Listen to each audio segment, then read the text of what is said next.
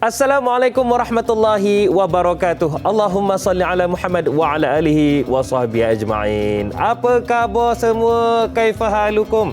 Alhamdulillah bi khair. Amboi pagi ni cakap Arab sikit.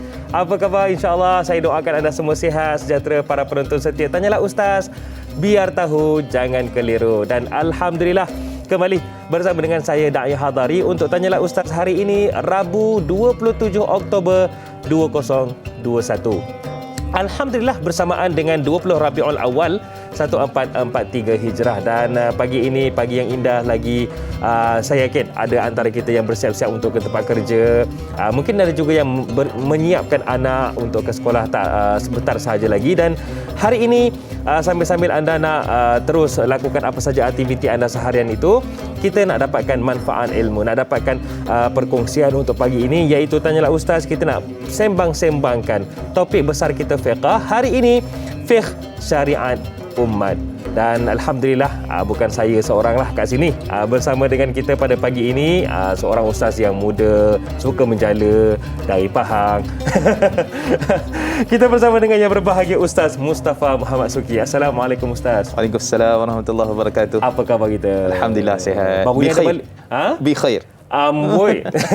Baru ni balik Pahang Ustaz Alhamdulillah. Alhamdulillah. Tapi tak sempat menjala lah tu. Oh, tak sempat. Tak sempat. Sibuk. Sibuk insya-Allah. Okey Ustaz, hari ini kita akan sembangkan topik kita iaitu fiqh syariat umat, dan saya yakin banyak yang Ustaz akan kongsikan sekejap saja lagi. Cumanya para penonton sekalian, saya yakin anda semua tertanya-tanya bagaimana cara untuk tanyakan soalan. Amat kami alu-alukan soalan daripada anda. Caranya anda boleh hubungi kami di talian 1-800-881677. Okey, ataupun anda boleh tinggalkan soalan anda di ruangan komen di Facebook rasmi kami, iaitu Tanyalah Ustaz TV3. Alhamdulillah selesai saya maklumkan bagaimana cara untuk anda tanyakan soalan. Boleh tanya sekarang. Baiklah, dengan lafaz Bismillahirrahmanirrahim. Ustaz, jika dilihat pada topik kita hari ini, fiqh syariat umat, dan sudah pasti ia berkaitan dengan umat kini dan juga umat terdahulu. Cumanya di awal ni sebagai permulaan, apakah itu fiqh syariat dan bagaimana kalau kita dapat kaitkan dengan umat kini dan terdahulu sebagai gambaran? Silakan Ustaz. Baik. Bismillah wassalatu wassalamu ala Rasulillah. Innal hamdalillah nahmaduhu wa nasta'inuhu wa nastaghfiruh wa na'udzu billahi min shururi anfusina wa min sayyiati a'malina. May yahdihillahu fala mudilla lahu wa may yudlil fala hadiya lahu. Asyhadu an la ilaha illallah wahdahu la syarika lahu wa asyhadu anna Muhammadan 'abduhu wa rasuluh. Allahumma salli wa sallim ala sayidina Muhammad wa ala alihi wa ashabihi wa man tabi'ahum bi ihsanin ila yaumiddin. Amma ba'd. Saya muliakan Da'i Hadari, kemudian sidang penonton yang dirahmati Allah Subhanahu wa taala, tuan-tuan dan puan-puan, kemudian juga semua yang terlibat, kru-kru, sahabat-sahabat penerbit kita pada pagi ini. Jadi alhamdulillah kita bersama dalam satu topik yang jarang juga dibincangkan tentang syariat fiqh umat terdahulu dan juga umat kini. Tetapi hari ini insya-Allah kita cuba untuk mendapatkan gambaran dan juga beberapa isu perbincangannya yang mudah-mudahan insya-Allah memberikan manfaat kepada kita semua. Jadi bila kita melihat kepada fiqh syariat umat ini, dan kita tahu bahawa Nabi SAW itu sendiri dibangkitkan ketika mana berumur 40 tahun dan 611 Masihi. Jadi boleh kita nampak bahawa sebenarnya ketika sebelum umur Nabi 40 tu, macam mana cara kaifiat ibadah Nabi. Banyaklah masa tu 600 tahun tu. Ya, lebih kurang kan. Kemudian juga sebelum itu syariat bagaimana salat Nabi Musa, salat Nabi Isa, zakat, haji dan seterusnya. Kalau Nabi Ibrahim dah buat haji. Jadi macam mana tawaf dan sebagainya. Jadi secara umumnya kita boleh katakan bahawa Allah Subhanahu wa taala sebutkan dalam Al-Quran, dalam surah Syura ayat yang ke-13, ayat yang panjang, Allah menyatakan, a'udzubillahi minasyaitanir rajim, syara'a lakum minad dini ma wassa bihi nuhan walladhi awhayna ilaika wa ma wassayna bihi wa ma wassayna bihi Ibrahim wa Musa wa Isa an aqimud dina wa la tatafarraqu fihi kabura 'alal musyrikina ma tad'uhum ilaih Allahu yajtabi ilaihi man yasha wa yahdi ilaihi man yunib. Sadaqallahu azim. Baik, ayat ini menceritakan bahawa bagi setiap umat ini kami telah wasiatkan, yakni kami beri penerangan cara, jalan, tata cara, kaifiat khususnya dalam pensyariatan yang mana kami juga telah berikan kepada umat Nabi SAW, kepada kamu wahai Muhammad. Dan kemudian begitu juga kami telah berikan kepada daripada Nabi Musa, Nabi Isa dan seterusnya. Tujuan apa dia? Untuk menegakkan agama dan supaya kamu bersatu padu, tidak berpecah belah. Dan ini merupakan satu perkara yang amat berat bagi orang-orang musyrikin untuk menerima tauhid dan ajakan dakwah. Dan kemudian kata Allah Subhanahu Wa Taala, hujung akhir ayat itu Allah menyatakan Allah lah yang melorongkan, memberikan jalan petunjuk, dan kemudian Allah jugalah yang memberikan hidayah kepada sesiapa yang Allah kehendaki. Jadi perkataan syara'a lakum, syariat itu rupanya setiap nabi, setiap rasul dia ada syariatnya. Dan termasuk juga rasul, iaitulah syariat Nabi sallallahu alaihi wasallam. Dan Allah sebut juga dalam surah Al-Maidah ayat 48, Allah menyatakan kepada kita, likulli ja'alna minkum syir'atan wa minhaja. Dan setiap di kalangan kamu kami telah jadikan manhaj, metodologi, kaedah dan juga syariatnya tersendiri. Jadi kita boleh nampak dah kat situ, maksudnya setiap rasul, setiap nabi ni dia akan bawa kepada syariat. Dan kemudian kalau kita melihat pula apa maksud syariat itu sendiri, itu penting untuk kita tahu. Kata Syekh Dr. Abdul Karim Zaidan dan juga Syekh Manat Qattan dalam Tarikh Tasri' Islami dan sebagainya, menyatakan bahawa syariat ni adalah satu jalan ataupun satu ketetapan, satu kaifiat ataupun kaedah yang telah ditetapkan oleh Allah Subhanahu Wa Taala berdasarkan daripada Quran dan Sunnah, dan secara qat'i putus dan dhanni secara kita katakan sebagai dalil-dalil perbincangan yang boleh ada ruang lingkup untuk dibincangkan. Jadi kita boleh nampak di sini bahawa syariat ini adalah setiap jalan, setiap cara, setiap kaedah yang ada pada setiap umat ini, dan khususnya umat Nabi sallallahu alaihi wasallam yang kita sedia maklum caranya, ibadahnya, tata cara, kaedah. Dan kemudian kalau kita melihat pula, rupanya syariat ini kita boleh bagi secara ringkas kepada dua. Ini sebagai menutup perbincangan ataupun mukadimah kita lah. Yang pertama sekali adalah syariat yang mana dia itu telah pun dihapuskan. Seperti mana kalau kita tengok umat terdahulu, umat Bani Israel dan sebagainya, dilarang memakan binatang yang berkuku. Kambing tak boleh, lembu tak boleh, apa lagi, itik tak boleh, ayam tak boleh, semua berkuku lah, tak dibenarkan. Dan kemudian mereka tak dibenarkan untuk memakan lemak haiwan. Mereka tak dibenarkan untuk mendapat harta rampasan perang. Dan mereka ini tidak dibenarkan juga kalau contohnya bertaubat, kena bunuh diri. Tata cara bagaimana nak bertaubat, kena bunuh diri. Kan? Kemudian juga kalau pakaian itu terkena kotoran contohnya, dia tak boleh untuk dicucikan saja. Dalam hadis Asma binti Abi Bakar dan Sayyidina Abu Hurairah dan sebagainya, kalau terkena najis ada cara menyucinya. Tapi umat terdahulu mereka kena potong, kena buang baju tu. Kena potong, kena buang dia punya bahagian yang kena najis tu, kena tampal pula lah. Kan? Jadi sebenarnya itu yang dipanggil sebagai syariat yang telah pun dihapuskan, dan datang syariat baru penutup segala syariat, iaitulah Nabi sallallahu alaihi wasallam. Maka Nabi sallallahu alaihi wasallam dengan syariat Allah mudahkan, basuh saja. Kalau contoh nak taubat tak perlu bunuh diri dan seterusnya. Itu yang bahagian pertama. Dan bahagian yang kedua, dia disambung saja. Sambung maksudnya Nabi SAW menyambung syariat umat terdahulu, dan sambungan itu mungkin sedikit berbeza daripada sudut kaifiat atau caranya. Contoh, solat Nabi Musa macam mana? Nabi pun solat juga, tapi bagaimanakah caranya? Zakat Nabi Musa, zakat Nabi Ibrahim, macam mana zakat Nabi SAW? So ada dua bahagian itu, dan kita nampak bahawa syariat ada yang telah dihapuskan, ada pun yang telah diteruskan, dan kemudian itulah syariat agama kita, dan itulah apa yang kita nampak pada awal perbincangan kita pagi ini, insya-Allah. Teringat pula saya kepada satu kisah bagaimana Nabi Musa berdepan dengan umatnya yang ketika itu dalam keadaan berdosa besar. Kemudian Nabi Musa bertanyakan kepada salah seorang, siapakah yang mencetuskannya? Nabi Musa menyuruh kepada kaumnya itu untuk bertaubat dan bunuh diri. Itu cara zaman dahulu, ya. Allahu Akbar.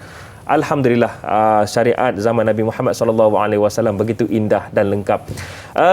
Cumanya Ustaz, Qurratu Hafiz di Facebook ni katanya, Assalamualaikum Ustaz dan Da'i. Waalaikumsalam. Semoga sentiasa dalam rahmat Allah, amin ya rabbal alamin. Soalan saya, apakah perbezaan antara fiqh dan syariat? Ada yang sering terkeliru antara kedua-dua istilah tersebut, fiqh, syariat. Macam mana tu Ustaz? Masya-Allah. Terima kasih kepada puan yang bertanya. Satu persoalan yang sangat baik. Memang banyak keliru. Betul. Iaitulah dia kata fiqh itu adalah syariat, syariat itu adalah fiqh. Sebenarnya kata Syekh Dr. seorang Mustafa Zarqa, Syekh Dr. Mustafa Zarqa ni satu ulama besar di Syria, meninggal dah rahimahullah, tapi pakar rujukan, maksudnya siapa yang mengaji fiqh ataupun usul fiqh, dia akan pergi rujuk kepada kitab beliau. Antara yang terkenal adalah Madkhal ila Fiqhil Am. Maksudnya mukaddimah ataupun kita kata sebagai pengantar kepada fiqh secara umumnya. Itu lebih kurang tajuk kitab dia lah. Jadi beliau menyatakan bahawa di sana ada beza di antara syariat dengan fiqh. Syariat ini dia fokusnya adalah kepada semua perkara yang berkaitan dengan akidah, dengan ibadah, tata cara dan sebagainya, maka itu fokusnya. Besarlah besar, lingkupnya. sangat besar. Jadi kalau kita kata sebagai syariat Nabi Musa, kita nak masukkan apa? Adakah tata cara ibadah? Adakah akidah? Adakah tauhid, iman, Islam dan sebagainya, ataupun kita nak masukkan apa? Jadi dia lebih umum. Itu salah satu terms ataupun cara kita nak kenal apa itu syariat. Baik, kemudian fiqh ini dia lebih fokus kepada ibadah. Cara ibadah ataupun kalau ada isu-isu yang baru dan sebagainya perlu difatwakan, kalau ada perkara-perkara yang baru perlu diperbincangkan. Jadi dia lebih fokus kepada hukum itu sendiri. Dia tak dalam fiqh tak bincang akidah, ibadah. Tak bincang akidah, tak bincang ajaran sesat ke, tidak. Itu dia punya perbezaan yang pertama. Perbezaan yang kedua, daripada sudut syariat ini, dia adalah satu yang bersifat kekal. Kekal di sini maksudnya adalah ada syariat yang mana memang terus menerus semua Nabi bawa benda yang sama, iaitu tauhid. Jangan kita kata habis itu Nabi Adam apa dia punya syariat, maksud akidahnya Islam. Nabi Maksudnya Ibrahim akidahnya sama.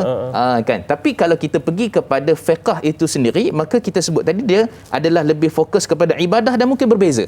Nabi ni berbeza caranya, Nabi ni dan akhirnya penutup bagi Nabi sallallahu alaihi wasallam. Jadi secara ringkasnya kita dapat gambaran syariat adalah satu benda yang sangat umum, merangkumi semua perkara, nas ataupun dalil pada Quran dan sunnah. Adapun fiqh, Quran, sunnah dan mungkin termasuk ijma' dan juga qiyas. Maksudnya ijtihad dan fatwa para ulama dalam menentukan sesuatu hukum. Syariat tak ada fatwa. Ini syariat ni ada fatwa dia? Tak ada. Kan, sebab dia adalah lebih fokus kepada Quran dan sunnah. Adapun fiqh lebih ijtihad ataupun fatwa pandangan para ulama. Wallahu a'lam.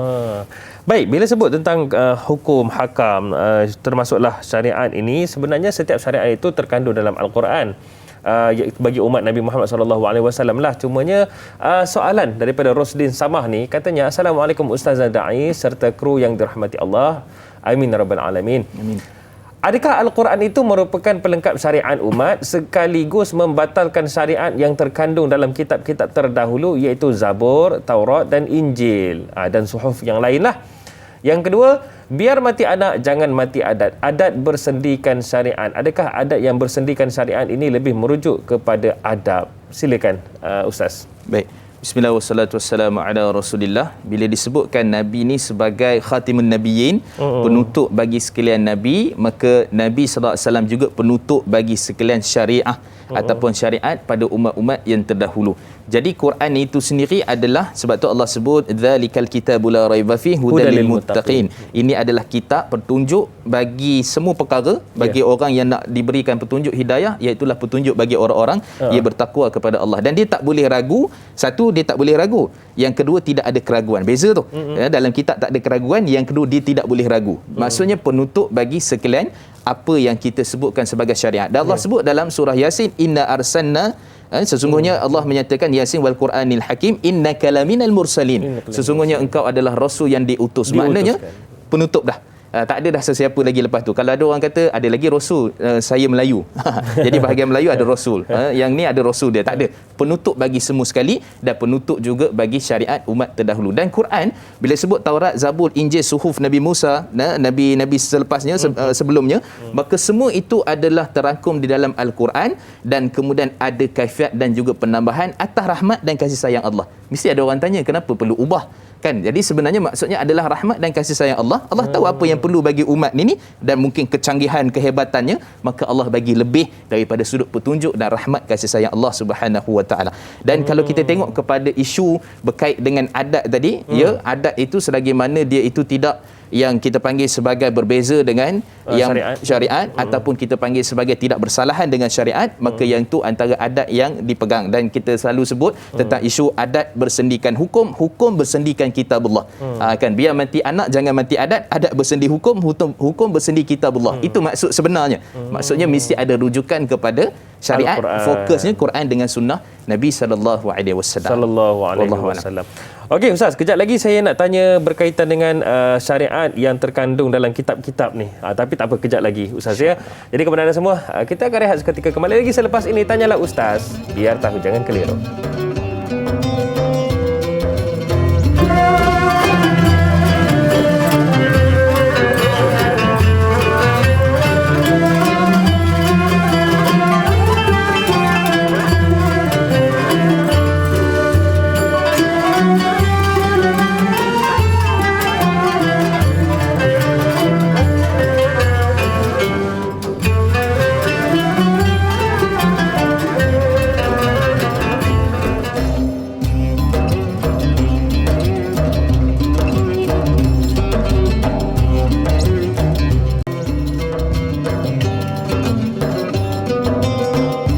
Para penonton sekalian, terima kasih kerana terus menonton Tanyalah Ustaz, biar tahu jangan keliru. Dan alhamdulillah, perbincangan kita pada pagi ini berkaitan dengan topik besar kita fiqh, iaitu fiqh syariat umat.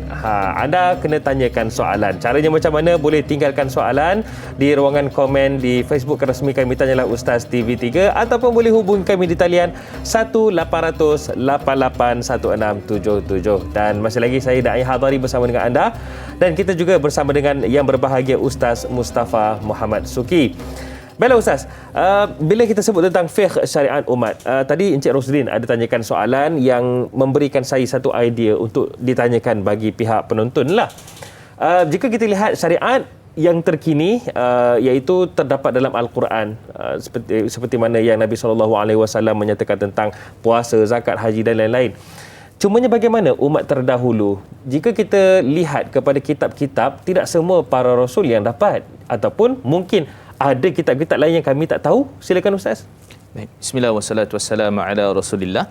Terutamanya kita boleh nampak bahawa Allah Subhanahu Wa Taala sendiri telah sebutkan Nabi ini ada kitabnya. Dalam hadis Nabi SAW sendiri ada kitab tentu, kitab Zabur Nabi Daud AS, dan kemudian kitab Nabi Isa AS Injil, dan kemudian Nabi Musa Taurat. Jadi itu secara umum kitab yang ada. Jadi adakah bermaksud nabi-nabi yang sebelum ini, contoh Nabi Idris AS, kan, contohnya Nabi Zakaria, bagaimana syariatnya pula? Bagaimana syariatnya? Baik, dia ada beberapa kaedah di sini. Kita fokus dulu kepada perbincangan kata Syekh Dr. Sulaiman Al-Ashqar bila makna mentakrifkan apa itu nabi, apa itu rasul. Maka di sini nabi ini, kata beliau, fokusnya antara salah satu jawapan yang diberikan, nabi ini adalah dia membawa hanya syariat yang terdahulu. Maksudnya kitab terdahulu, syariat terdahulu, cara kaifiah ibadah terdahulu, maka dipanggil nabi. Adapun dia membawa kepada syariat yang baru, maka yang itu dipanggil rasul. Kan, jadi dia ada dia punya perbincangan daripada sudut takrif dan sebagainya. Jadi kalau kita nampak dekat situ ada perbezaan daripada sudut mereka ataupun nabi, para anbiya. Dan kita tengok dalam hadis riwayat daripada Abu Zar Al-Ghifari dalam riwayat Imam Ahmad, walaupun status hadis ni tidaklah kukuh daripada sudut riwayat, akan tetapi dia beritahu bahawa nabi ini lebih kurang dalam 124,000. Jadi daripada 124,000 tu takkan semua bawa syariat baru. Maka pada waktu itu kata Syekh Dr. Sulaiman Al-Ashqar, antara sebab apa itu beza nabi dan rasul, maka nabi menyambung saja, rasul membawa kepada syariat yang baru. Jadi di situ dia punya titik perbezaan perbincangan di kalangan para ulama. Adapun tata cara ibadah, tata cara kaifiat, maka yang tu kata Al-Hafiz Imam Ibn Rajab Al-Hambali, memang para ulama sepakat bahawa mereka dulu ada syariat yang tersendiri, tapi tak diketahui macam manakah sujudnya, apakah bacaan dalam salatnya. Dan kemudian kalau kita pergi jauh lagi, hatta kalau Nabi SAW, kata Sayyidina Abdullah Ibn Abbas, syariat pertama ataupun hukum pertama yang dimansuh, diangkat semula di atas muka bumi ini adalah isu tentang kiblat. Jadi Masjidil Aqsa dah pergi kepada Masjidil Haram. Jadi kalau itu pun kita nampak, masih kita nampak ada hadisnya, ada perbincangan di kalangan para ulama, tetapi kita tak boleh rasa nak salat Masjidil Aqsa lah pula. Tak boleh. Misi ke Masjidil Haram. Jadi yang tu pun tidak dibenarkan untuk berpaling kepada yang telah pun dihapuskan, apatah lagi daripada sudut nabi umat yang terdahulu. Maka di sana banyaklah dia punya syariatnya, tetapi tidak khusus ataupun tidak diperincikan oleh Allah Subhanahu wa taala. Seperti mana kita sebut tadi dalam surah Al-Maidah ayat 48, likulli ja'alna minkum syir'atan wa minhaja. Dan setiap di kalangan umat itu kami jadikan kaedah, caranya, syariatnya, dan setiap di kalangan kamu juga khusus untuk umat Nabi SAW ada syariatnya yang tersendiri. Jadi kita boleh nampak dekat situ antara sebab kenapa Allah tak bagi tahu. Ya. Kerana kita bukan nak beribadah cara Nabi Musa, cara Nabi perlu Isa. kita tahu pun. Tak perlu kita tahu pun sebenarnya. Tetapi hakikatnya benda tu berlaku. Kaifiatnya ada. Cuma dalam rahsia Allah Subhanahu wa taala, dan yang kita kehendaki adalah syariat Nabi sallallahu alaihi wasallam. Secerdik mana pun kita sekarang, takkan mampu kita tahu bagaimana cara aplikasi ataupun cara bagaimana umat terdahulu melakukan ibadah dan syariat mereka, ya. Subhanallah. Allah Maha tahu. Baiklah, Ustaz, kita nak meraihkan pemanggil sekarang ni di talian. Kak Yat dari Rawang. Assalamualaikum Kak Yat.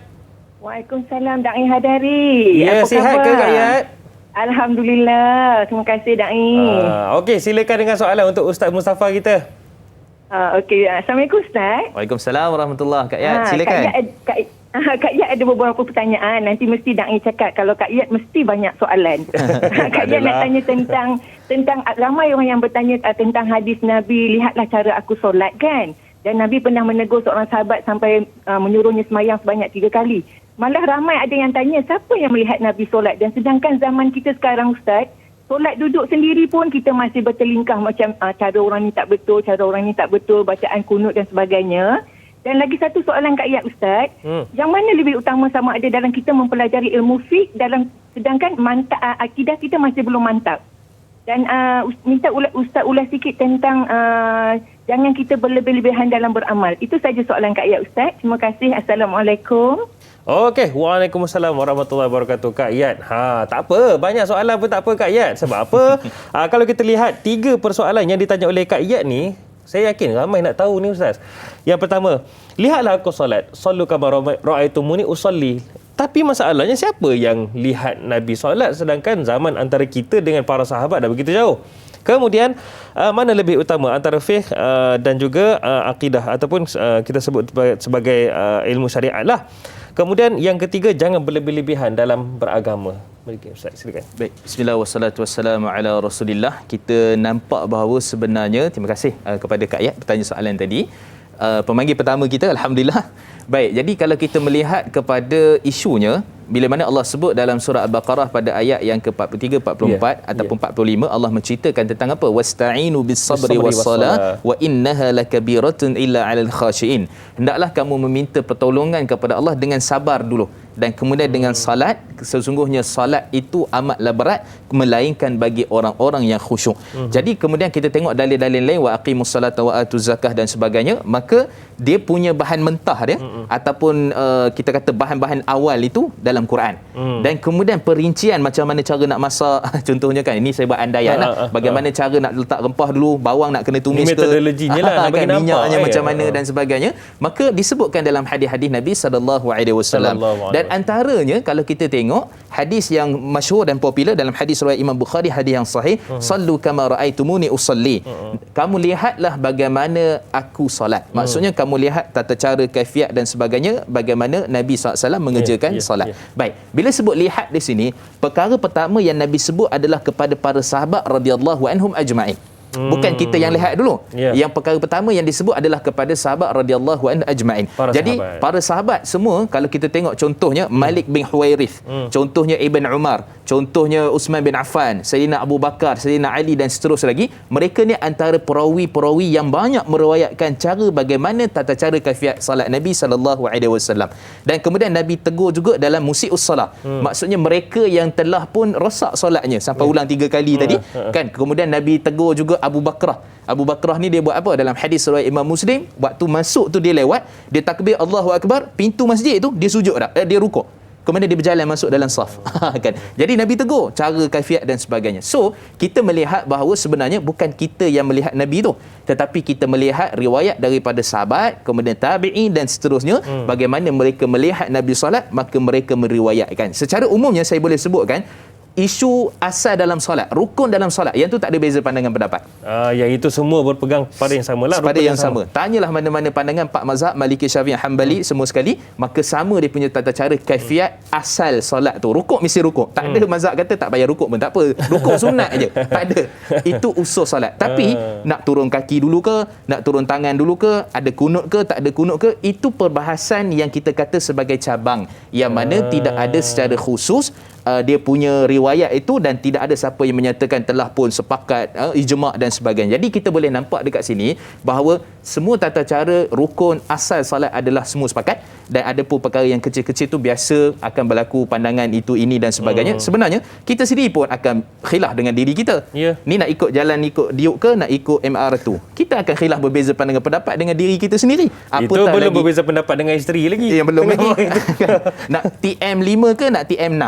Itu istilah barulah kan. Jadi itu semua ada dia punya perbincangan dan juga ada dia punya kaedahnya, dan cara menyelesaikan kita kata lihat kepada dalil, lihat kepada hujah, lihat kepada bagaimana pengamalan para sahabat radhiyallahu anhum ajma'in. Jadi kalau kita kata tata salat cara mazhab Imam Syafi'i, jadi itu pemahaman, maka itu boleh dilakukan dia, boleh kita ikut dan sebagainya, maka itu insya-Allah memudahkan kita. Ulama fiqh dah susun memberikan kita kemudahan untuk mengetahui bagaimana tata cara solat Nabi sallallahu alaihi wasallam. Jadi itu jawapan kepada yang pertama. Dan isu yang kedua, bila mana disebutkan tentang apa kita kata, mana antara lebih utama, fiqh ke ataupun ilmu syariat yang kita nak belajar? Bila kita sebut tentang fiqh dan juga akidah, kan, jadi sudah tentu akidah lah. Kerana itu terutama sekali. Itu terutama sekali. Dia sebenarnya saling merapat antara satu sama lain lah. Jadi akidah itu kita kata pemahaman benda yang dalam. Sebab tu bila mana kita sebut tentang ayat Allah Subhanahu Wa Taala sebut tentang perubahan arah kiblat, dan kemudian Allah Subhanahu Wa Taala menyatakan pada hujung ayat dalam surah Al-Baqarah itu bagaimana keadaan tentang orang-orang yang mana mereka ini dulu solat Masjidil Aqsa, sekarang ni dah kena Masjidil Haram, tapi yang dulu tu dah meninggal dunia. Maka adakah mereka itu seorang ataupun amalan ibadah mereka tak diterima? Maka di sini kita nampak bahawa sebenarnya yang dulu tu dulu, yang tu Allah terima. Tapi yang baru kena ikut yang baru. Seperti mana yang dibawa oleh Nabi sallallahu alaihi wasallam. Jadi kalau pada sudut asalnya akidah adalah tunjang. Sebab tu dalam Quran ini contohlah Qul huwallahu ahad, Allahus samad, lam yalid wa lam yulad wa lam yakul lahu kufuwan ahad. Itu akidah. Itu tunjang. Tapi cara nak membuktikan bahawa seorang itu beriman, maka itulah adanya rukun Islam. Bagaimana cara nak salat? Bagaimana cara zakat? Dia kata saya beriman ni. Allah kata wahai orang beriman, dirikan salat. Dirikan salat. Itu bukti kamu beriman. Itu beriman. Itu memerlukan kepada fiqh. Jadi akidah dan juga fiqh adalah benda yang digabung jaling dan akhirnya membentuk rupa agama itu yang sangat cantik dan masuk pula dengan akhlak. Jadi dia melengkapi antara satu sama lain. Dan bila kembali kepada satu perkataan tadi yang Kak Yat sebutkan tentang isu berlebih-lebihan dan sebagainya dalam beramal. Kita kata amal ni dia bukan isu berlebihan. Amal ini adalah isu kita, kehidupan kita ni adalah amal. Maksudnya apa dia? Bila mana Allah sebut dalam surah Az-Zariyat ayat 56, wa ma khalaqtul jinna wa insa illa liya'budun, tidak kami jadikan kamu jin dan manusia melainkan untuk menyembah Allah Subhanahu wa taala. Sembah itu sendiri pertama akidahnya.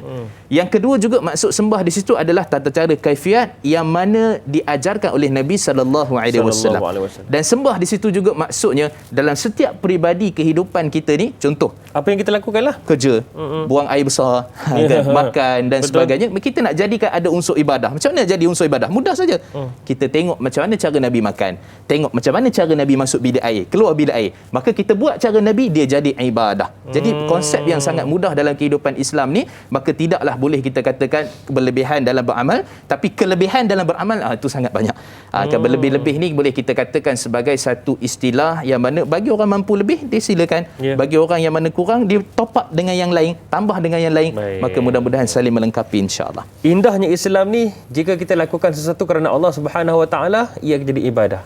Subhanallah. Baiklah, kita akan rehat seketika, ambil masa untuk fikirkan sejenak. Kembali lagi selepas ini Tanyalah Ustaz, biar tahu jangan keliru.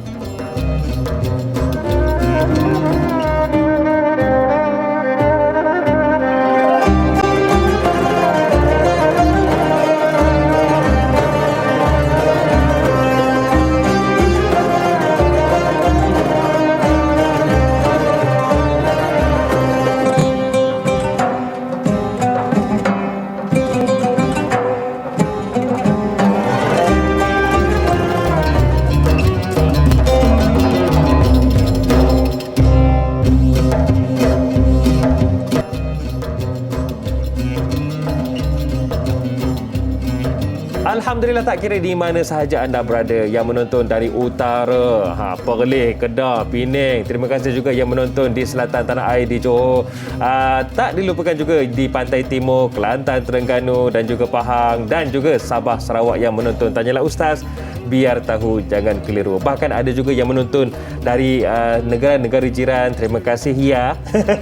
Masih lagi bersama dengan saya Da'i Hadari dan juga Ustaz Mustafa Muhammad Suki. Kita dapatkan manfaat, kita dapatkan ilmu berkaitan dengan perbincangan kita fiqh syariat umat. Baiklah Ustaz, soalan daripada Izara Zulaika di Facebook kita pula bertanyakan tentang jihad ni. Katanya, Assalamualaikum Ustaz dan Da'i. Waalaikumsalam.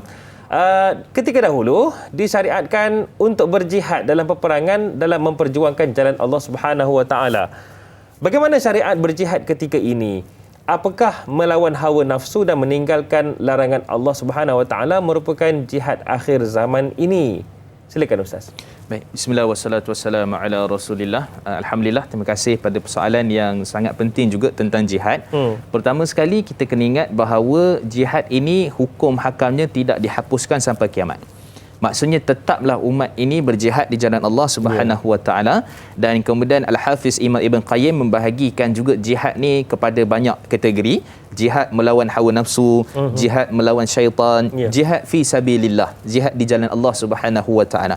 Dan Syekh Dr. Yusuf Al-Qaradawi dalam kitab beliau Fiqhul Jihad lebih lagi detail kan, ada jihad ekonomi, ada jihad dalam politik, ada jihad dalam apa kita kata dalam kerja, banyak cabang, jihad dalam ilmu dan sebagainya, lebih banyak cabangnya. Cuma daripada sudut asasnya kalau ditanyakan tentang jihad melawan hawa nafsu, jihad untuk taqarrub ila Allah, kepada Allah Subhanahu Wa Taala, maka semua itu adalah salah satu daripada jihad yang diletakkan di dalam kitab-kitab para ulama seperti Al-Hafiz Imam Ibn Qayyim dan ulama-ulama yang lain.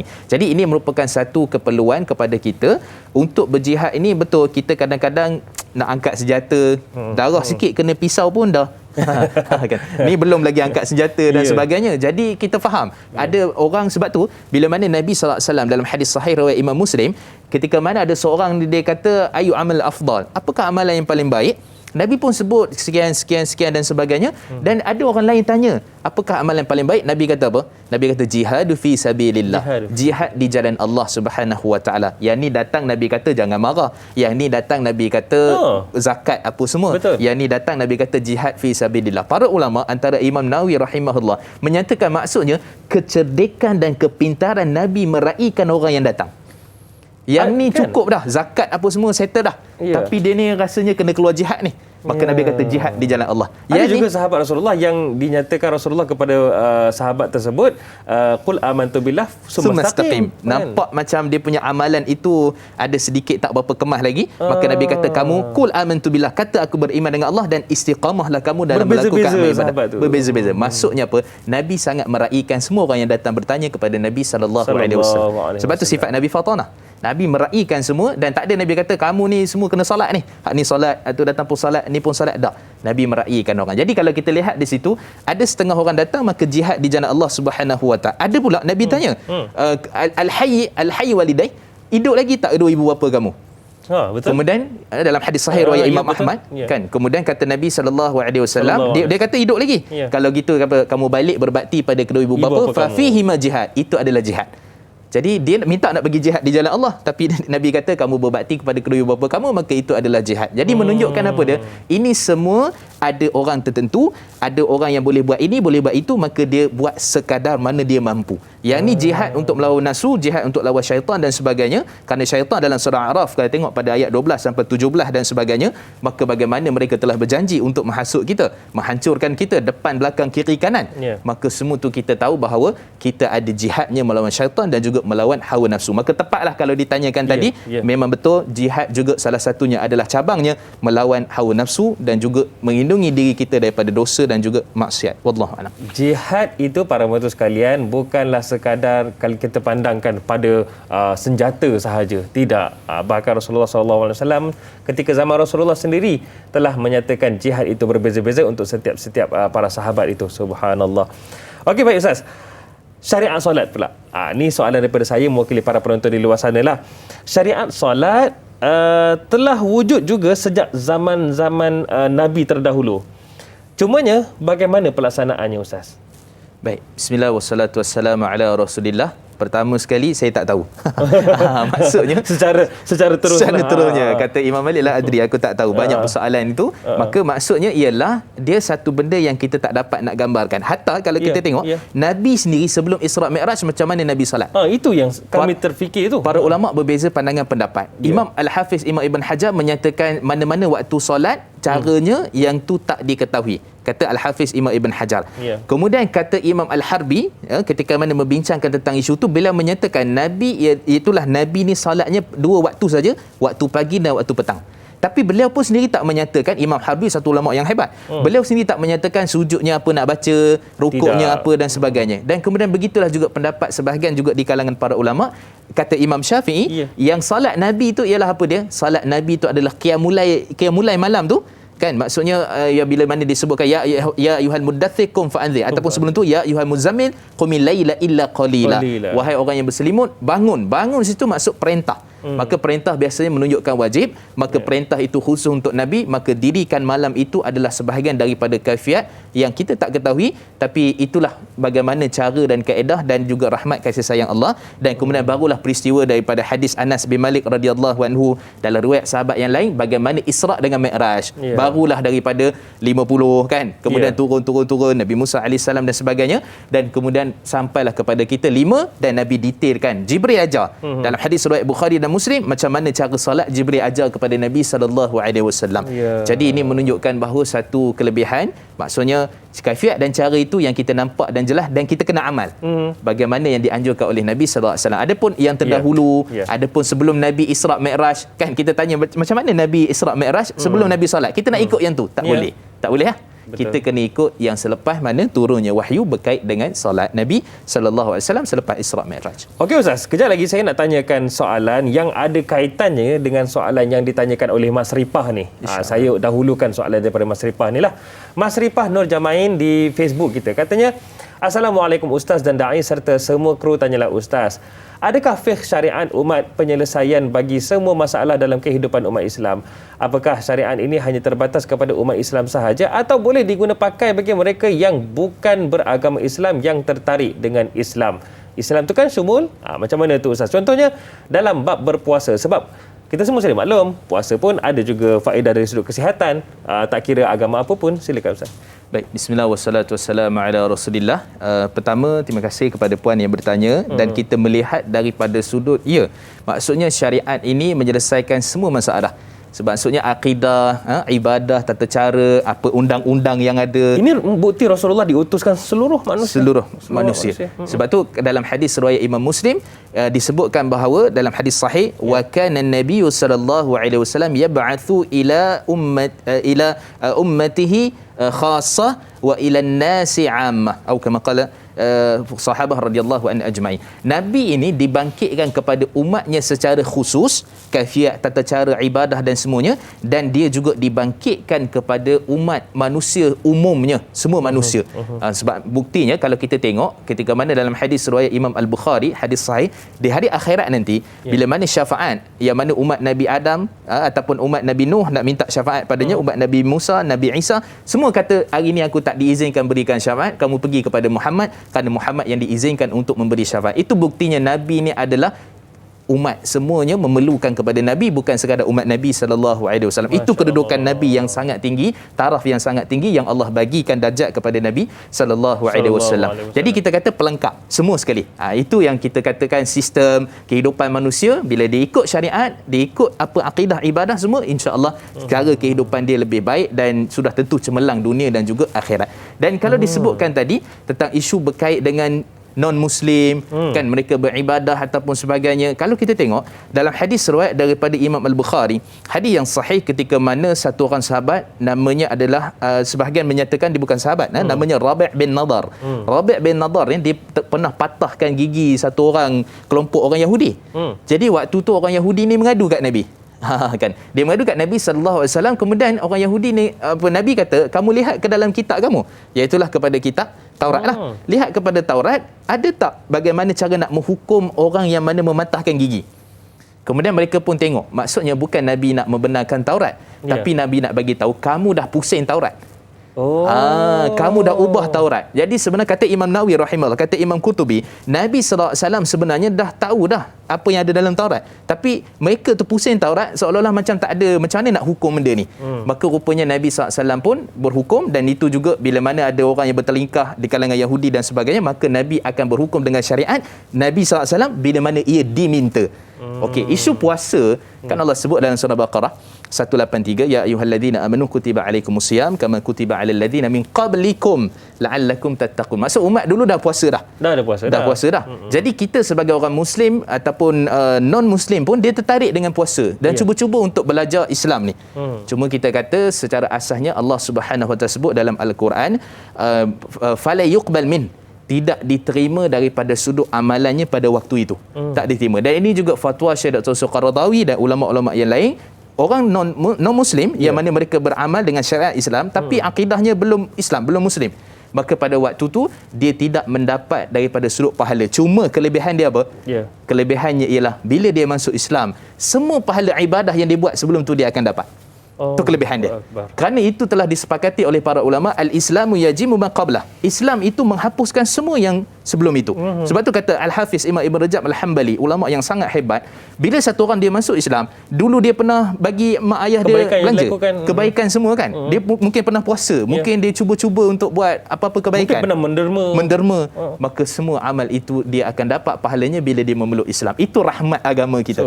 Walaupun tak nampak macam diterima, tapi bila masuk Islam, masya-Allah, semua akan memberi kebaikan kepada orang yang tadi, dan bahkan mungkin lebih pada kita pahala dia.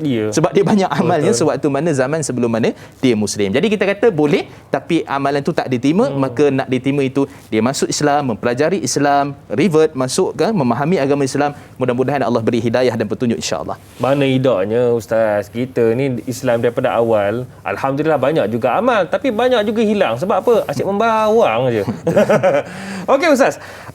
Okey, tadi Ustaz ada sebut tentang kaedah puasa dan lain-lain.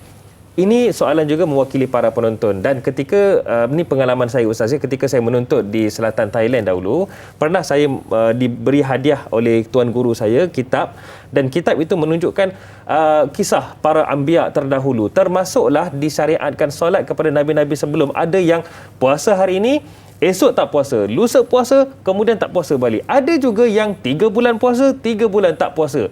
Subhanallah. Cumanya soalan saya, adakah penetapan syariat umat terdahulu dan juga kini mengambil kira kemampuan umat terdahulu dan sekarang? Cuma jawapannya kejap lagi Ustaz. Kalau anda nak tahu apakah jawapan daripada persoalan saya, kejap je lagi. Terus bersama dengan kami Tanyalah Ustaz, biar tahu, jangan keliru.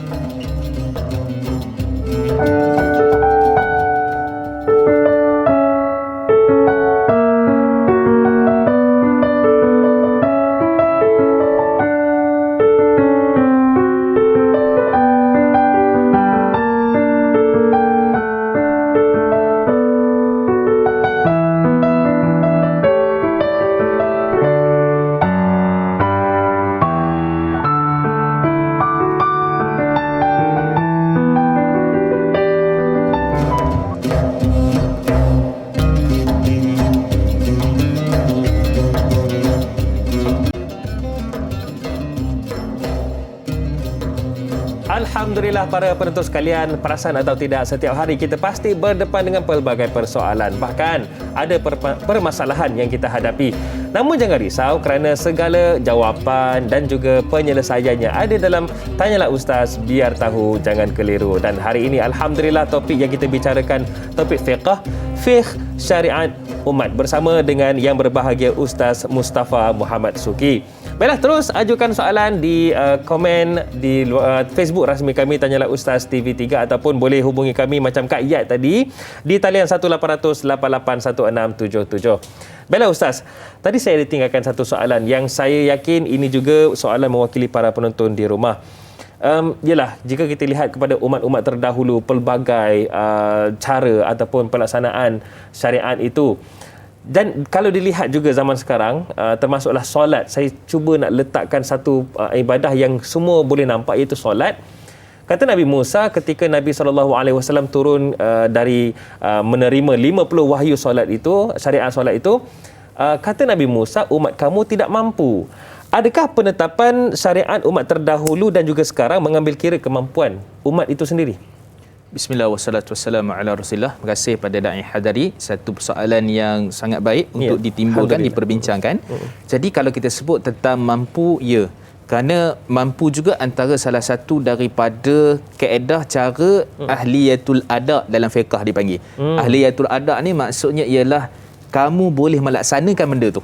Kan, jadi kalau kamu boleh melaksanakan benda tu, maksudnya antaranya salah satu tidak gila, maksudnya kamu itu sehat dan seterusnya, antaranya adalah kamu mampu untuk melakukannya.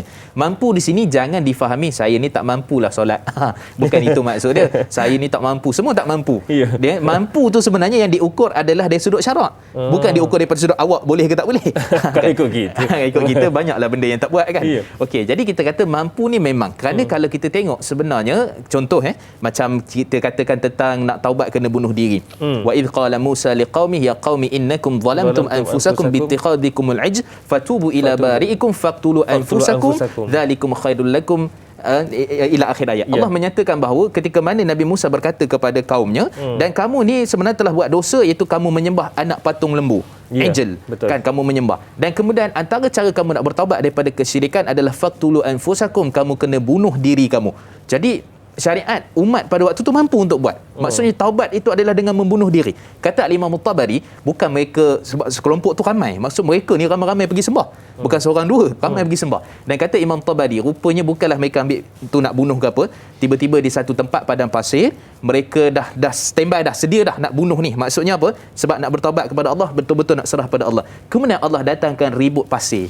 So bila datang ribut pasir apa semua tu, dan kemudian mereka terjatuh. Terjatuh dia punya pedang apa semua tu, dan akhirnya bila ketika mereka meraba-raba mencari tu, akhirnya tercucuk antara satu sama lain. Nampak walaupun sepatutnya macam tu je kan, tapi Allah jadikan benda tu cantik. Itu antara ceritanya lah. Kan, sahih tak sahih itu, tapi dinukilkan oleh Al-Imam At-Tabari dalam kitab beliau tafsir berkenaan dengan perkara itu. Dan kemudian kalau kita tengok sebenarnya bukan sahaja syariat solat itu, contohnya haji. Haji pun syaratnya mampu. Allah sebut dalam surah Ali Imran ayat 97, walillahi 'alan nas hajjul bai' man istata'a ilaihi sabila.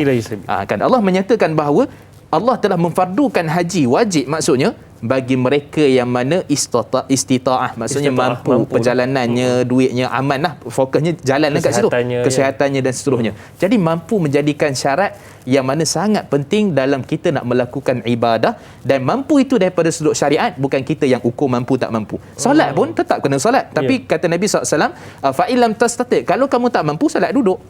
Dalam hadis riwayat daripada Imran bin Husain dalam riwayat Imam Bukhari, hadis sahih. Jadi nak menunjukkan bahawa dia ada susunan syariat. Contoh lagi puasa. Puasa kamu tak mampu, kena buka puasa ke? Kamu buka puasa, kamu tak mampu. Kan? Yang wanita yang hamil, yang mengandung ataupun yang nak menyusukan anak, ada syarat-syarat dia, ada hukum-hukum dia yang mana Allah letakkan kadar kemampuan itu kepada kita semua. Jadi indah syariat ini. Takkanlah kita kata kalau kamu tak boleh solat berdiri, kamu tak payah solat dan kamu berdosa. Mustahil. Maka Allah Maha Rahmat, Allah Maha Mengasihani, dan Allah tahu kemampuan hamba-hambanya, termasuklah solat tu akan datang tu. Maka Allah Maha mengetahui apa dia, makana ma yakun ma sayakun. Apa yang telah berlaku, apa yang sedang berlaku, apa yang akan berlaku kepada umat ni, Allah Maha mengetahui. Maksud Allah tahu dah tak mampu tu. Sebab itulah solat itu pun direngankan kepada kita kepada 5 rakaat saja, yang tu pun ramai lagi yang terlepas pandang dan kemudian tak melakukan solat. Sebab apa? Sebab kita sebut pada ayat tadi tu Allah menyatakan apa? Wa innaha lakabiratun illa 'alal khashi'in. Sesungguhnya solat amat berat melainkan bagi mereka yang betul-betul beriman, khusyuk hatinya, baru dia dapat mengerjakan solat. Jadi nak cerita dia apa dia? Itulah rahmat dan kasih sayang Allah. Wallahu a'lam. Masya-Allah. 5 waktu pun ada yang terkantoi. Allahu akbar. Ini menunjukkan memang benarlah apa yang Nabi Musa katakan, pesan kepada Nabi SAW bahawasanya umat kamu tak mampu ya. Tapi sebenarnya kalau dapat laksanakan, pahalanya sejumlah 50 waktu tersebut. Betul. Subhanallah. Baiklah, Ustaz, Pak Suli Romli di Facebook ni katanya, Assalamualaikum Ustaz dan Da'i yang dihormati. Waalaikumsalam. Tentang fiqh perkahwinan dalam Islam ketika darurat, seperti sekarang lah, ramai yang keliru bila pengantin lelaki tidak berjabat tangan dengan juru nikah atau naib qadi ataupun qadi. Apakah hukumnya tentang perkara sah atau tidak? Akadnya, adakah Islam membenarkannya? Begitu juga dengan solat dan lain-lain lagi. Ini berkaitan mungkin dengan rukhsah juga. Silakan. Baik, bismillah wassalatu wassalamu ala Rasulillah.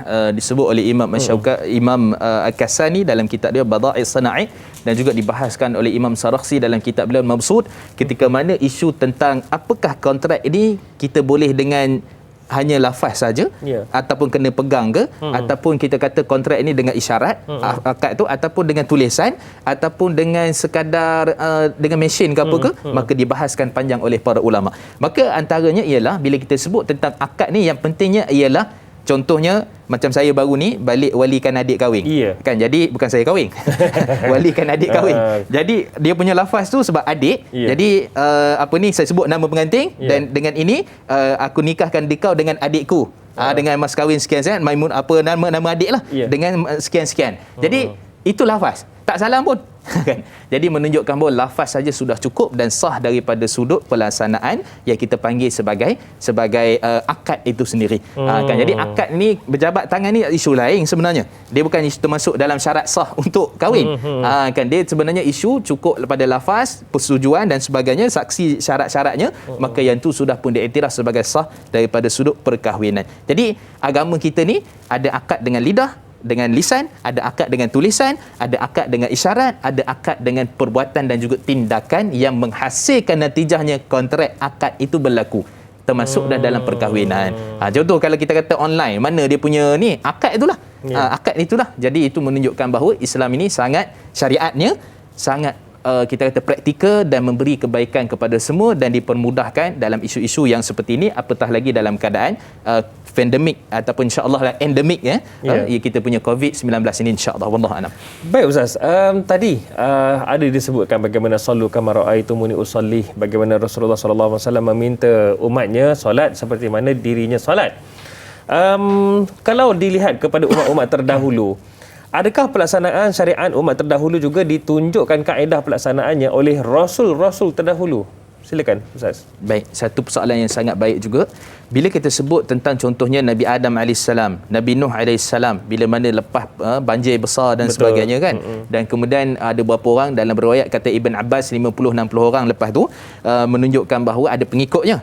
Jadi sudah tentu ada ibadah, tata caranya, zikirnya ataupun kafiat-kafiat tertentu. Kita kata ya, Nabi mereka, Rasul mereka telah menunjukkan kafiatnya kepada mereka. Hatta Nabi Musa AS, bagaimana dengan kelompok Bani Israel, ketika mana mereka kita kata nak makan kan, ketika mana mereka beribadah dan sebagainya, bagaimana ibadah ataupun kita kata khalwah Nabi Musa AS, maka semua tu caranya ditunjukkan oleh para nabi sebelum itu. Cuma kafiatnya adalah dirahsiakan oleh Allah Subhanahu wa taala, dan juga kaedah tata caranya kerana disesuai dan juga mampulah daripada sudut umat yang sebelum itu.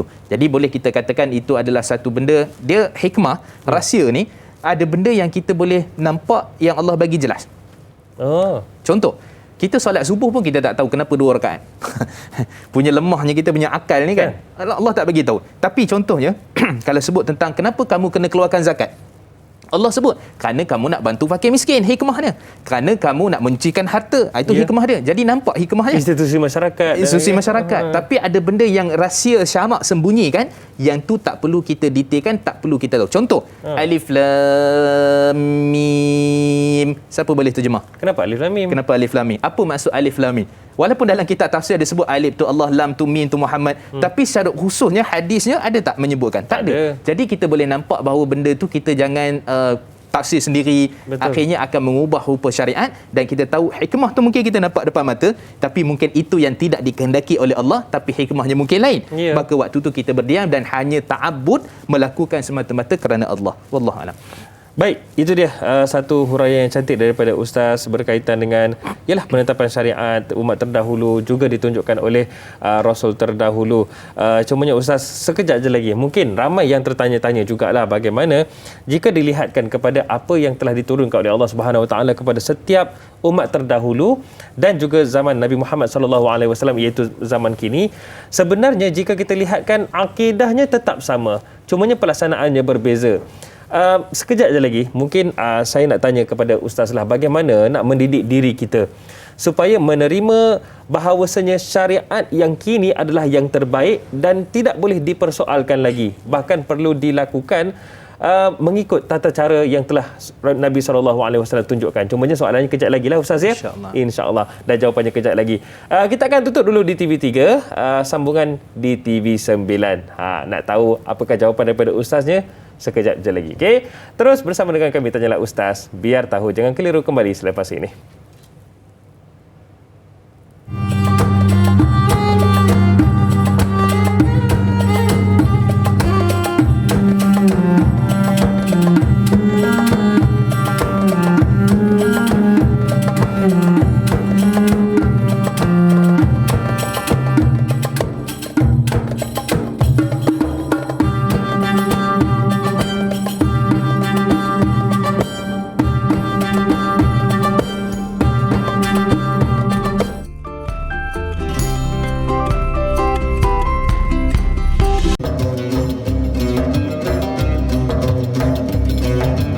Tanyalah Ustaz, biar tahu, jangan keliru, menemani pagi anda. Dan Alhamdulillah, pagi yang indah ini, pagi Rabu 27 Oktober 2021, kita bicarakan tentang fiqh.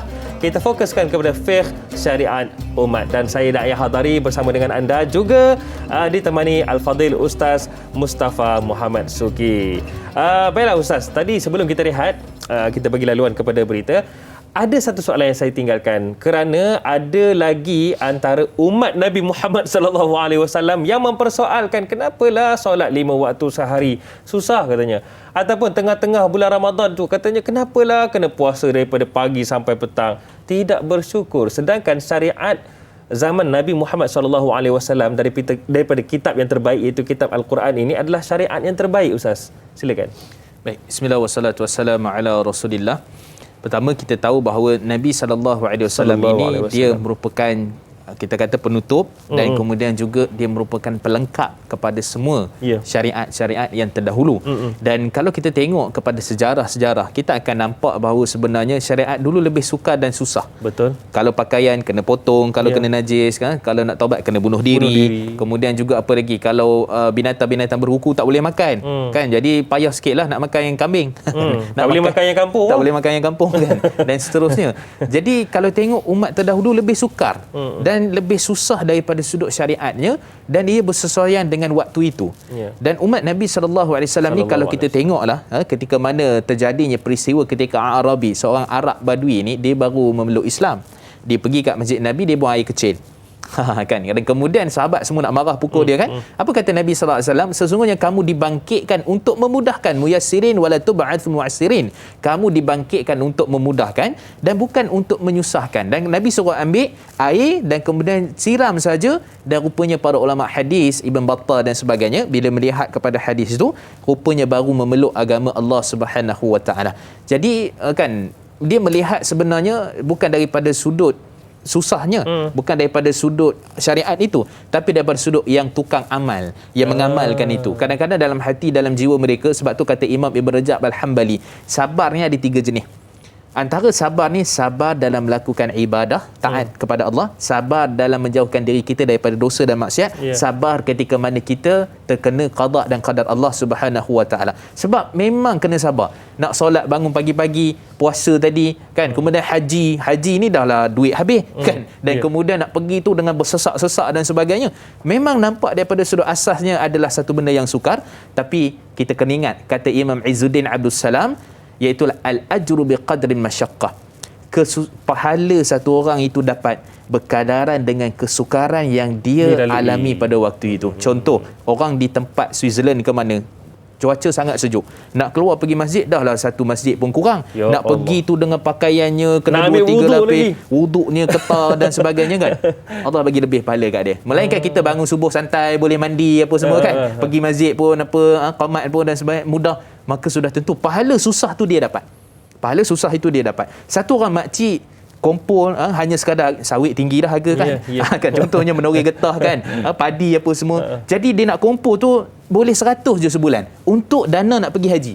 Melainkan satu orang kaya anytime dia boleh pergi haji, boleh ambil package yang kita kata tadi tu package VIP dan mahal dan sebagainya, maka sudah tentu pahala susah makcik ni lebih banyak daripada orang tadi tu. Kumpul sikit-sikit Kan? Jadi itu menunjukkan bahawa kesusahan dia buat amal ibadah tu, jangan kita mengeluh, jangan rasa susah, tapi di situlah pahala lebih yang mungkin tidak ada pada orang lain. Kita sakit nak buat ibadah, sudah tentu pahalanya lebih daripada orang yang biasa, sebab kesakitan itu adalah ujian dan juga Allah nak bagi lebih dekat kita. Jadi kita boleh nampak sebenarnya bukan isu syariat itu yang sukar, yang susah. Memang syariat Nabi itu amat mudah. Hatta jihad, jihad tidak wajib. Majoriti para ulama, Imam Nawawi, Imam Al-Kasani dan sebagainya menyatakan jihad adalah fardu kifayah. Fardu bagi siapa yang mampu. Saya tak mampu. Dan Hadari mungkin mampu kan? Saya tak mampu juga. Samalah kan? Jadi menunjukkan bahawa sebenarnya dia tak wajib walaupun kita nak pergi perang. Jadi menunjukkan bahawa memang ada bezalah jihadul talak, jihadul difa, dengan kita bertahan dan juga kita pergi. Jadi ada beza. Cuma kita kata secara umumnya dia adalah fardu kifayah. Itu benda yang paling tinggi tu. Kan, untuk menegakkan kalimah Allah, jihad. Jadi adakah itu susah lagi bagi kita? Maka dia adalah satu perkara yang mudah, dan semua ibadat itu mudah, dan semua ibadat itu adalah ganjaran yang kita nak dapat dekat akhirat. Kita melabur dekat dunia nak banyak aja. Ni berapa persen ni dapat ni? Dekat akhirat tak nak melabur. Rugilah kita kalau kita tak nampak benda seperti itu, dan mudah-mudahan syariat itu memberi kebaikan kepada kita semua insya-Allah, dan sudah tentu syurga untuk kita. Wallahu alam. Saya nampak kata kunci yang besar iaitu lebih kepada ilmu lah. Sebenarnya ilmu sangat penting supaya kita nampak perbandingan bahawasanya begitu indah dalam pelaksanaan syariat itu sendiri. Allah itu juga maha adil. Amin. Ya Ustaz ya. Baik Ustaz, Ismail Mat Isa di Facebook kita ni katanya, Assalamualaikum Ustaz dan Da'i. Waalaikumsalam. Adakah bersih dan suci itu membawa maksud yang sama dalam kaedah fiqh syariat umat, khususnya bagi pakaian yang dihantar untuk cucian di kedai-kedai dobi yang bercampur aduk dan seumpamanya? Mungkin kita boleh bantu saudara Ismail kita ni, silakan.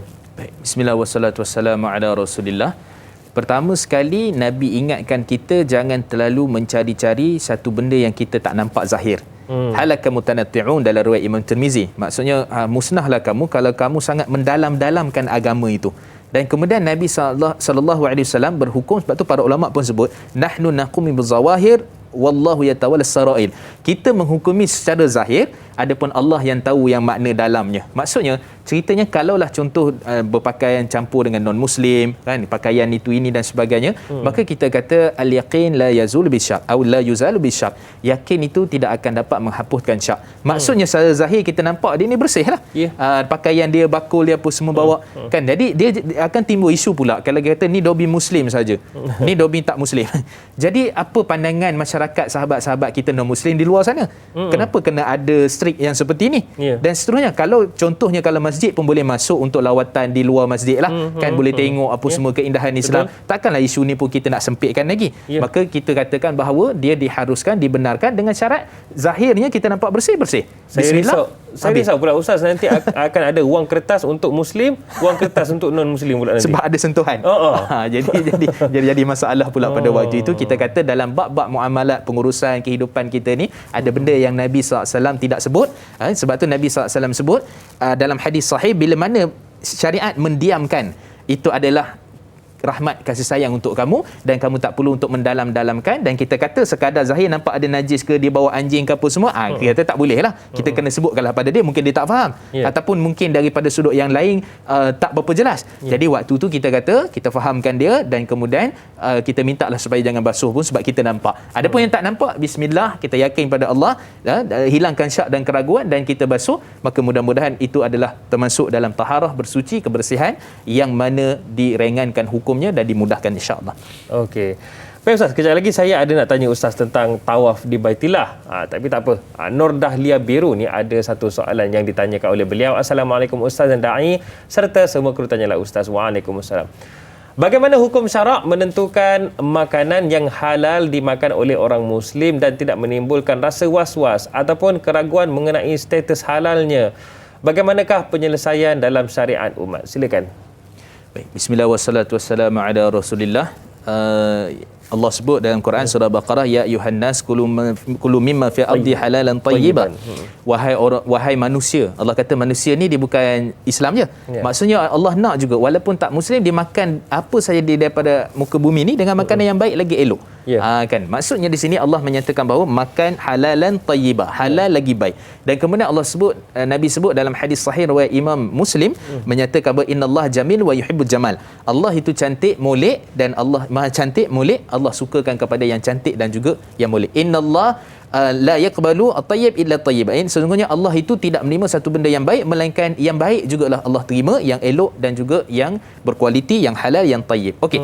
Isu dia sekarang ni, kita di Malaysia kita ada satu badan rasmi yang dipanggil sebagai JAKIM lah. Ya. Ni kalau contohnya JAKIM ni dia untuk makanan apa semua JAKIM. Tapi kalau pelaburan tuan-tuan tengok dekat Facebook ada cop JAKIM, yang tu tak.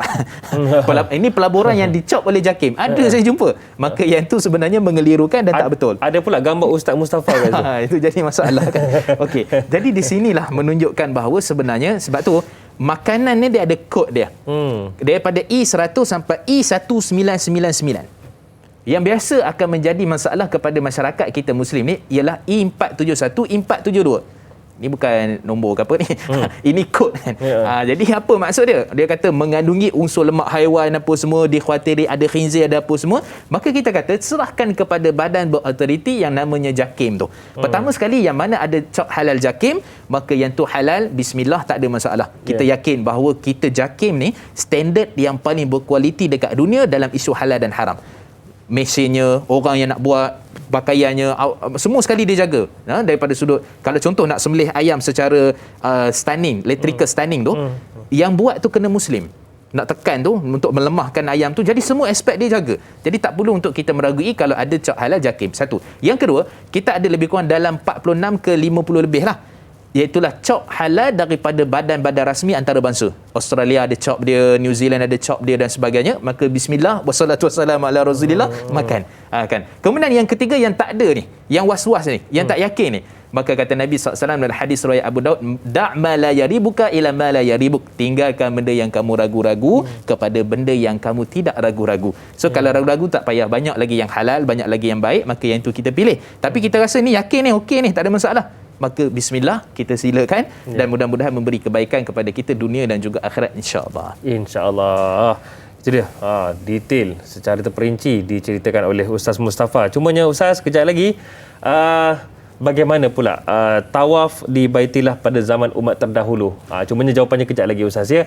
Kalau anda nak tahu bagaimana cara ataupun kaedah yang dilakukan oleh umat terdahulu dalam tawaf, nantikan selepas ini. Tanyalah Ustaz, biar tahu, jangan keliru.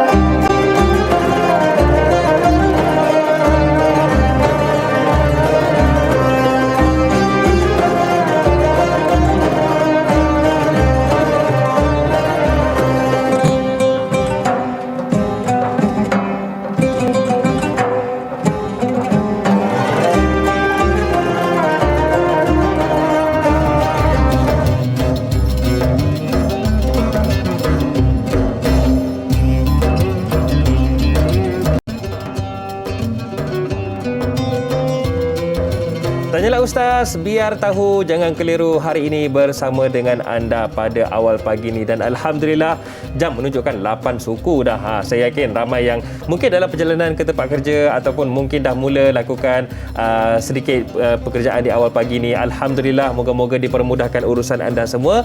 Dan pagi ini Fiqh Syariat Umat kita sama-sama dapatkan ilmunya bersama dengan yang berbahagia Ustaz Mustafa Muhammad Suki.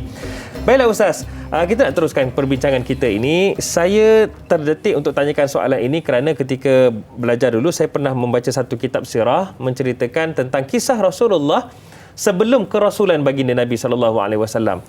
Baiklah, apa yang diceritakan dalam kitab tersebut menyatakan bagaimana apabila datang kabilah Arab dari luar yang nak tawaf di Baitillahil Haram, membawa begitu banyak barang dagangan dan juga barang-barang yang berharga lah, mereka akan menyimpan barang tersebut kepada insan yang paling dipercayai, iaitu Nabi Muhammad SAW, ya, yang digelar sebagai Al-Amin.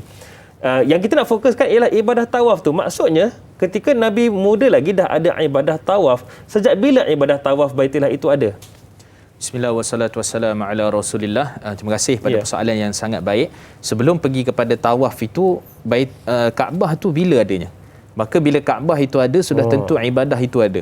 Maka di sini Al-Imam Ibn Battal ketika mana membincang dalam kitab beliau Syarah Sahih Bukhari, Imam Ibn Battal membawakan 4 pandangan bilakah Kaabah itu wujud. Yang pertama sekali ialah Kaabah itu wujud dan dia punya tapak tu telah diasaskan oleh Jibril alaihissalam. Telah wujud. Maksudnya sebelum kejadian manusia pun sebelum kejadian manusia dah lagi ada. Kemudian yang kedua, pendapat kedua kata Imam Ibn Battal ketika mana Nabi Adam alaihissalam. Pendapat yang ketiga adalah ketika mana zaman Nabi Ibrahim alaihissalam dan Nabi Ismail membina bangunan Kaabah. Maka cuma para ulama kata, dari situ kata Imam Ibn Battal, bina dengan asas berbeza. So asas tu memang ada dah. Bina ni pula kita naikkan bangunan. Okey, itu yang ketiga. Kemudian yang keempat iaitu zaman Nabi SAW. Cuma kita kata secara kesimpulan ringkasnya, kalau kita kata daripada sudut, dan dalam hadis riwayat Imam Muslim juga, malaikat itu telah bertawaf di Baitul Ma'mur, 70,000 masuk sekali, dia keluar dia tak datang-datang dah. Yang lain pula akan masuk. Malaikat punya banyak lah. Tapi nak ceritanya, itu adalah satu perkara rahsia daripada Allah. Dan kalau kita kata sudah adakah ibadat tawaf itu? Ya, pada zaman jahiliah dulu mereka beribadah dengan tata cara bertelanjang. Pada zaman Nabi Ibrahim pun sudah ada. Pada sebelum itu juga ada. Jadi menunjukkan bahawa dia merupakan salah satu syariat yang telah wujud daripada zaman ke zaman. Cuma syariat Nabi lebih detail lah. Tawaf tu baca apa, Rabbana atina fid dunya bila rukun makam Yamani dan sebagainya. Kemudian 7 kali, yang tu lebih detail, dan itu kita kata sebagai penamat kepada syariat. So tawaf ini memang satu benda yang sangat mulia, sunnah yang sangat tinggi nilai darjat di sisi Allah. Dia bermula pada zaman dulu lagi sejak adanya Kaabah, sehinggalah pada hari kiamat nanti pun manusia akan, akhir penghujung dunia, manusia akan tawaf walaupun Kaabah tu tak ada dah nanti. Di akhir zaman dalam riwayat Imam Al-Bukhari, Kaabah tu nanti akan diruntuhkan oleh Zulquswatain, yang mana beliau ni daripada Habsyi, dan dia ambil kapak dia, hancurkan pelan-pelan, dan waktu tu tidak ada lagi lah manusia yang mengucapkan kalimah la ilaha illallah. Akhirnya sehinggalah turunnya kebangkitan Imam Mahdi, Nabi Isa dan seterusnya. Jadi kita boleh nampak bahawa sebenarnya syariat itu telah ada. Allah buat juga untuk syariat Nabi Muhammad sallallahu alaihi wasallam, dan haji pun ada pada zaman Nabi Ibrahim alaihissalam. Begitulah juga dengan zaman Nabi sallallahu alaihi wasallam. Wallahu a'lam.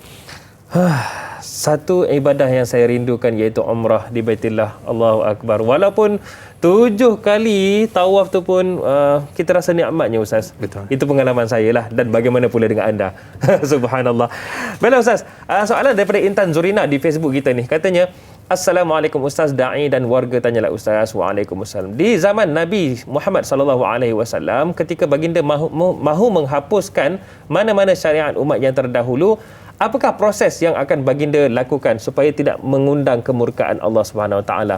Yang kedua, adakah syariat yang baginda hapuskan itu adalah ajaran Islam yang asal ataupun sudah dicemari dengan sentimen peribadi pihak tertentu? Silakan Ustaz. Baik, bismillah wassalatu wassalamu ala Rasulillah. Saya gabungkan teruslah dua soalan ni yang sangat baik. Terima kasih kepada Puan Intan.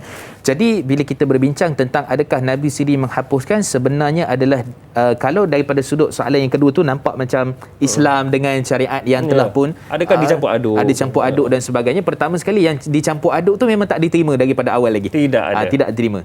Tetapi kalau dia itu seperti mana Allah sebut dalam surah An-Nahl ayat 123 123, Allah menyatakan apa? Thumma auhayna ilaik, sesungguhnya kami telah wahyukan kepada kamu apa dia? Anittabi' millata Ibrahim hanifa wa ma kana minal musyrikin, iaitulah untuk kamu mengikut syariat Nabi Ibrahim, iaitu apa? Islam, tauhid, apa semua tu, itu asalnya Islam, akidah itu, dan dia tidak termasuk di kalangan orang-orang musyrikin. Pertama, menafikan Nabi itu kita kata syariat lain, dia bukan Islam. Tak, Islam Hanif, agama Islam tulus, suci, berada di atas landasan yang benar, maka yang tu dipanggil sebagai agama Hanif dan juga agama Islam sebenarnya. Jadi kalau kita nampak dekat situ bahawa yang Nabi SAW, cara kaedah Nabi hapuskan tu bukan Nabi yang hapuskan, tapi melalui wahyu tadi tu. Thumma auhayna ilaik, kami yang mewahyukan kepada kamu. Maksudnya dulu syariatnya begini, telah datang syariat wahyu daripada Quran dan hadis Nabi SAW, yang mana dengan itulah sendiri yang mengubahnya. Bukan Nabi kata jom kita ubah syariat umat terdahulu, tak ada kan. Jadi Nabi sendiri yang kita kata daripada wahyu, pada hadis, daripada Quran, yang akan menghapuskan syariat umat terdahulu. Saya buat contoh yang mudah lah. Katalah contohnya tentang kadang-kadang tu bukannya syariat umat terdahulu, Nabi sendiri sebelum jadi bangkit jadi Nabi pun ada syariat yang sebelum itu. Contoh, puasa hari Ashura adalah wajib sebelum mana puasa Ramadan. Asalnya qiyamul lail pada waktu malam adalah wajib sebelum turunnya solat 5 waktu. Kan begitulah juga tentang hukum hakam yang lain. Jadi di situ pun kita telah pun nampak bahawa di sana itu semua dengan wahyu. Itu semua dengan Quran dan juga hadis Nabi SAW. Jadi Nabi taklah susun sendiri ke apa, tapi melalui wahyu daripada Allah. Dan wahyu kata Al-Imam Ibn Qayyim boleh jadi dengan mimpi yang benar, boleh jadi dengan kedatangan Jibril, boleh jadi dengan bunyi loceng dan sebagainya. Jadi sangat detail, cuma kita nak kata semua daripada wahyu, tata cara kaedah yang disandarkan kepada syariat kita. Wallahu a'lam. Subhanallah. Ustaz, mungkin sebagai pelan tindakan kita ataupun kita boleh kategorikan sebagai kesimpulan perbincangan kita pada hari inilah, setelah kita berilmu mengenai fiqh syariat umat ini dan kita telah buat perbandingan satu persatu dari awal hinggalah ke penghujungnya ini, bagaimana antara kaedah ataupun cara untuk kita lebih bersyukur bahawasanya kita umat Nabi Muhammad SAW yang dianugerah syariat yang besar ganjarannya berbanding umat-umat terdahulu, bahkan Nabi SAW itu sendiri adalah sebaik-baik Rasul. Silakan Ustaz. Baik, bismillah wassalatu wassalamu ala Rasulillah. Tidak lain tidak bukan kita redha dan juga kita terima secara khususnya apa saja syariat yang datang daripada Allah dan juga yang disandarkan dibawa oleh Nabi SAW. Buktinya apa? Buktinya zikir pagi yang kita ungkapkan itu, raditu billahi rabba wa bi islam bidina wa Muhammadin nabiyya wa rasulah. Kita redha Allah ini ialah apa dia Tuhan, kemudian juga Nabi itu sebagai rasul yang bawa syariat, maka sudah tentu keredaan itu kita terima secara penuh, secara yakin, secara betul-betul cintakan kepada syariat, maka yang tu plan tindakan kita yang pertama. Dan yang kedua, bila disebut tentang syukur tadi, maka syukur ini kita kena buktikan bukan sekadar syukur alhamdulillah. Tidak boleh sekadar lafaz. Tidak sekadar lafaz, tapi mesti dengan plan tindakan dan juga dengan kita panggil sebagai hati kita. Kan lidah, tindakan dan juga hati kita ni kebersamaan menunjukkan bahawa kita betul-betul bersyukur, menunjukkan bahawa sebenarnya kita betul-betul rasa syariat ini Allah hadiahkan sebenar-benarnya untuk kita dan kita bersyariatlah dengan syariat Nabi SAW dan lakukanlah sebaik mungkin dan mohon untuk istiqamah dan juga kita jadikan yang sebagai amalan kita sebagai husnul khatimah, amalan penutup yang paling terbaik di atas sunnah Nabi SAW. Bagaimana khusyuk dalam amalan pula Ustaz? Khusyuk di sini boleh kita katakan dia bukan syarat sah amalan. Itu Allah bagi lebih pada kita. Bayangkan kalau rukun tu 13, 14 tu khusyuk. Jadi banyaklah tak sah solat kita. Jadi itu kelebihan Allah bagi. Jadi beramal dengan khusyuk, dengan tawaduk, dengan tadallum, merendah diri kepada Allah dengan syariat yang Allah bagi ni untuk saya dan juga untuk tuan-tuan supaya kita sama-sama istiqamah mudah-mudahan dalam melakukan syariat yang Allah hadiahkan yang tidak termampu nilai yang kita bayar ni. Wallahu a'lam. InsyaAllah. Baiklah. Semoga para penonton sekalian dalam kita beribadah, kita ingat bahawa segala ibadah yang kita lakukan ini adalah syariat terbaik-baik syariat yang kita beroleh, iaitu daripada Nabi Muhammad SAW yang diturunkan oleh Allah Subhanahu Wa Taala, dan insya-Allah mudah-mudahan kita menjadi umat yang terbaik seperti mana yang disebutkan dalam Al-Quran, insya-Allah. Baiklah, Ustaz, sebagai penutup, mungkin doa daripada Ustaz, silakan. Baik. Saya mohon maaf atas salah dan silap, mungkin tersilap dan terpandang. Mudah-mudahan Allah beri kebaikan dan taufik pada kita dan kita tutup dengan doa insya-Allah. A'udzubillahi minasyaitanirrajim. Bismillahirrahmanirrahim. Alhamdulillahirabbil alamin wassalatu wassalamu ala asyrafil anbiya wal mursalin wa ala alihi wa ashabihi ajma'in. Allahumma inna nas'aluka 'ilman nafi'a wa rizqan tayyiba wa 'amalan mutaqabbala. Allahumma inna na'udzubika minal baras wal junun wal judham wa min sayyi'il asqam. Bismillahilladzi la yadurru ma'a ismihi syai'un fil ardi wa la fis sama'i wa huwas samiul 'alim. Rabbana atina fid dunya hasanah wa fil akhirati hasanah wa qina 'adzabannar. Wa sallallahu ala Muhammad wa ala alihi wa ashabihi wasallam. Walhamdulillahirabbil alamin. Amin amin ya rabbal alamin. Terima kasih diucapkan kepada Al-Fadhil Ustaz Mustafa Muhammad Suki kerana sudi bersama dengan kami pada pagi ini. Alhamdulillah untuk kita bicarakan tentang fiqh syariat umat, dan insya-Allah kita akan berjumpa bulan depan pula Ustaz ya. Insya-Allah. Kalau nak tahu topiknya apa nanti para penonton sekalian, tunggu dan setia bersama dengan kami. Dan insya-Allah Ustaz kita akan bersama lagi di masa hadapan. Baiklah para penonton sekalian, syariat mula-mula diturunkan kepada seorang rasul yang mana berseorang ketika dalam Gua Hira, dan alhamdulillah 1400 tahun kemudian segala syariat yang telah diterima sepanjang 23 tahun tersebut kini diamalkan oleh berbilion orang. Jadi dalam berbilion itu salah seorangnya adalah kita. Persoalannya, adakah kita bersyukur kerana kita ada syariat yang sebaik-baik syariat daripada sebaik-baik Rasulullah itu? InsyaAllah mudah-mudahan sebagai pencetus pemikiran kita dalam menjadi hamba yang diredai. Saya Dai Hadari mohon permisi undur diri. Jaga diri baik-baik. Assalamualaikum warahmatullahi wabarakatuh.